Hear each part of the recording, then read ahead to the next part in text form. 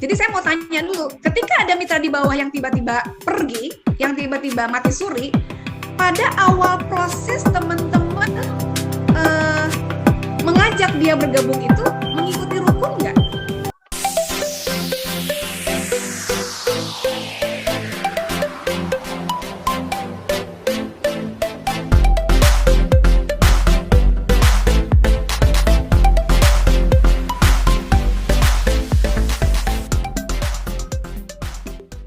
Mitra yang sudah lama tidak aktif, bagaimana cara mengaktifkannya mungkin ya? Satu-satu ya Bu ya. Oh, tadi agak kurang jelas, maksudnya mitra lama bagaimana biar aktif lagi gitu? Gitu. Saja? Supaya, dan bagaimana memfollow up-nya supaya dia bisa jadi leader seperti kita, gitu katanya. Oke. Baik teman-teman semua, ini saya yakin ya semua pasti juga mengalami lah banyak mitra-mitra yang mati suri gitu ya, banyak yang awalnya aja gitu. Saya mau kembalikan lagi kepada ini saja, kepada pada dasarnya ya, pada prinsipnya kita ini di HNI sedang menjalankan apa gitu.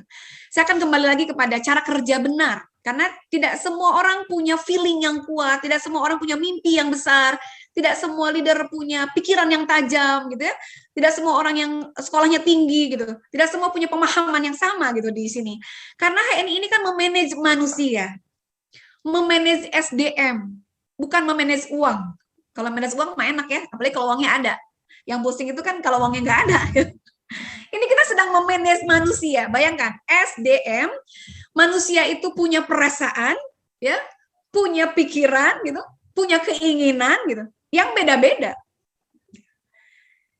Yang beda-beda. Jadi kalau hari ini Ibu mengacunya kepada diri sendiri, itu tidak mungkin mengena ya. Ya harus seperti saya juga PCA kok. Nah itu tidak demikian. Apapun kondisinya hari ini, di luar sana, ya mitra yang dulunya bergabung sekarang entah kemana, padahal dulunya semangat gitu, dan bagaimana memfollow up-nya gitu tadi ya, bagaimana memfollow up-nya adalah teman-teman, kita ini sedang memanage SDM tadi, jadi banyak pintu untuk para agen HNI klik dengan bisnis ini. Jadi saya akan kaitkan antara kerja kita adalah PCA, PC dan A, itu udah tahu ya.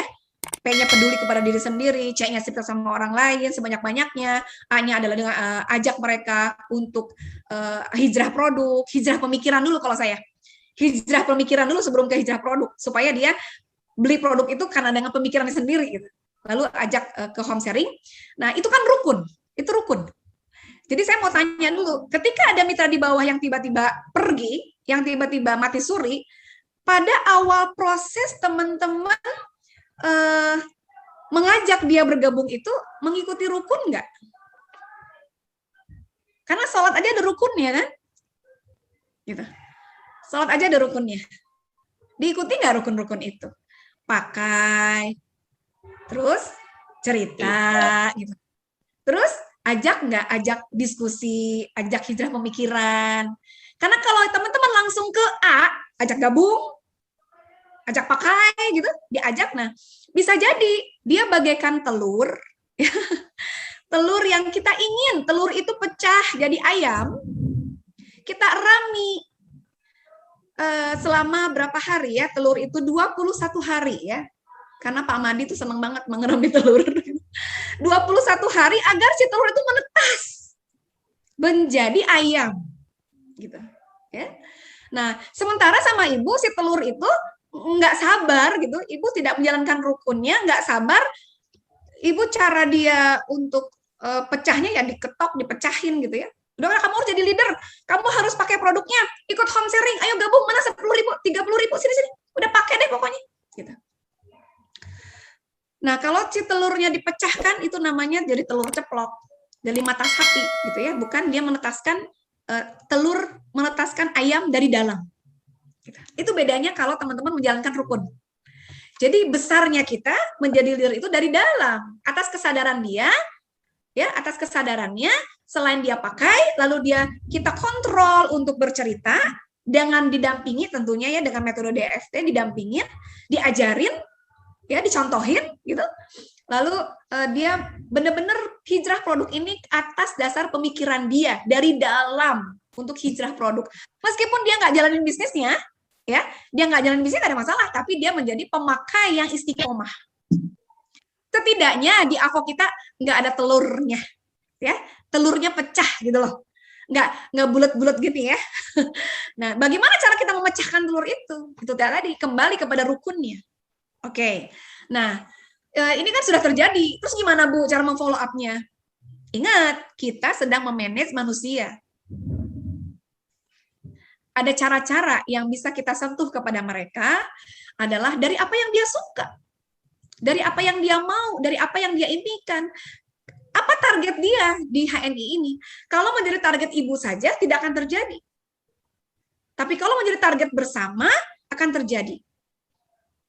Dia punya impian, dia punya keinginan, apa targetnya? Jadi tanya kepada dia, Ibu, ada yang bisa saya bantu Bu? Ketika Ibu nanti di HNI, Ibu ingin apa? Saya pengen punya motor.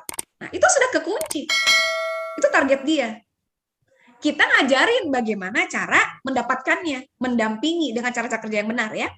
Bagaimana kita mau follow up? Kalau saya lebih kepada buatlah dia itu penting buat kita. Buatlah dia itu penting gitu. Nama dia itu penting buat saya. Jadi bukan bicara saya, bukan bicara aku. Aduh, ini harus jadi stokis nih, harus saya datangin nih. Itu mungkin bicara aku. Tapi ketika kita datang menanyakan kabar, hatinya yang terpaut, Ibu, Masya Allah, ini bunganya bagus banget tuh. Ketika kita silaturahmi gitu ya, kita mencari persamaan, kita mencoba untuk melibatkan hati kita kepada dia. Wah, ini saya juga ada loh Bu, testimoni ini yang pakai promol gitu. Dari situ dulu bisa. Itu coba diklikkannya di mana dulu? Karena ada 5 poin klik dia di HNI ini. Kliknya dari mana? Dari manfaat produk. Ya perbanyaklah di situ testimoni karena dia suka dengan produk HNI. Apa yang dia suka? Dia punya anak. Oh, berarti kalau anaknya mau cerdas, sehat, oh itu extra food ya, haha dengan Zidafit itu rutin misalnya gitu ya. Nah, dari mana? Dari produk. Dari situ dia klik. Di mana kliknya? Yang kedua, dia klik dengan HNI karena apa? Karena di HNI ada bisnisnya. Ajak dia berpikir bagaimana sekampung beli pasta gigi sama ibu gitu. Jadi pemakai yang smart gitu ya, penjual yang smart adalah pemakai yang cerdas gitu ya. Pemakai yang baik adalah penjual yang baik. Gitu. Nah dari bisnisnya, jelaskan ada bisnisnya di situ. Tapi ada orang yang bergabung di HNI bukan karena bisnisnya loh, banyak ya, saya yakin di sini juga banyak. Saya dulu gabung di HNI kliknya bukan karena bisnis Bu, karena produk. Atau ada di sini yang kenapa? Karena ini produk Muslim. Dari hulu ke hilir, ada Dewan Syariahnya. Masya Allah luar biasa, saya suka banget karena satpamnya aja Bu, itu udah sholat duha, dia hafalan, zikirnya gitu. Saya klik sama HNI dari situ, dari poin plusnya, dari produknya, dari bisnisnya, atau dari keuntungannya. Ya, untungnya apa? Mungkin dia pedagang, sales ya. Dia pokoknya aku kalau jalan harus ada dapat duit deh, gitu. Cuan gitu ya. Saya setiap hari harus bawa 10 botol MHS. Kalau ini laku, saya dapat untung 15.000 dikali 10, 150.000. Itu dia mikir untung. Ada orang yang klik kok di situ.